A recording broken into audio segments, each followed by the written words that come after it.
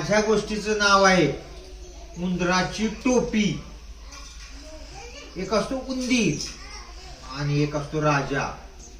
त्या राजाची टोपी उंदरानं पाहिलेली असते आणि त्याला वाटतं आपणाला सुद्धा अशी उंच गोंडा असलेली टोपी असावी राजासारखी.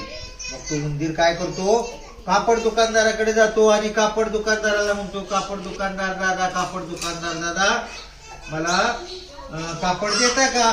तो म्हणतो नाही, म्हणतो कापड देतोस का तुझे सगळे कपडे कुरतडून टाकू? मग कापड त्याला थोडस देतात. मग पुन्हा ते कापड घेऊन धोब्याकडे जातो, धोबी दादा हे कापड धुवून देता का? तो म्हणतो नाही, मला काही वेळ नाही. देतोस का तुझे सगळे कपडे कुरतडून टाकू? बर देतो. मग धोबी दादा त्याला कापड धुवून देतात. पुन्हा काय करतो, शिंप्याकडे जातो, शिंपी दादा तुझी टोपी शिवून देता का मला? तो म्हणतो मला काही वेळ नाही. देतोस का तुझे सगळे कपडे कुरतडून टाकू? बर देतो. मग शिंपी दादा त्याला छानशी अशी टोपी शिवून देतो. आणि पुन्हा तो कुठं जातो, गोंडवाल्याकडे जातो.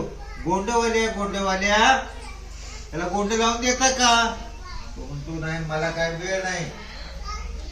देतोस का तुझे सगळे कपडे गोंडे कुरतडून टाकू? बर देतो. त्याला सगळे गोंडे लावून देतो.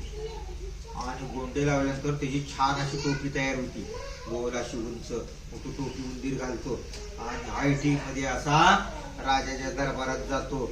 आणि तिथे दरबारात गेल्यानंतर तो काय म्हणतो, माझी टोपी छान डुम डुम डुमक, डुम डुम डुमक, माझी टोपी छान डुम डुम डुमक, डुम डुम डुमक, माझी टोपी छान डुम डुम डुमक, डुम डुम डुमक. मग राजा सैनिकाला आदेश देतो, घ्या रे त्याची टोपी. मग सैनिक त्याची टोपी घेतात. मग काय म्हणतो उंदीर, राजा भिकारी माझी टोपी घेतली, डुम डुम डुमक, डुम डुम डुमक. राजा भिकारी माझी टोपी घेतली, डुम डुम डुमक, डुम डुम डुमक. राजा भिकारी माझी टोपी घेतली, डुम डुम डुमक, डुम डुम डुमक. मग राजा म्हणतो द्या रे त्याची टोपी म्हणतो. मग त्याची टोपी उंदराची माघारी देतात. मग उंदीर काय म्हणतो, राजा मला भेला माझी टोपी दिली, डुम डुम डुमक, डुम डुम डुमक.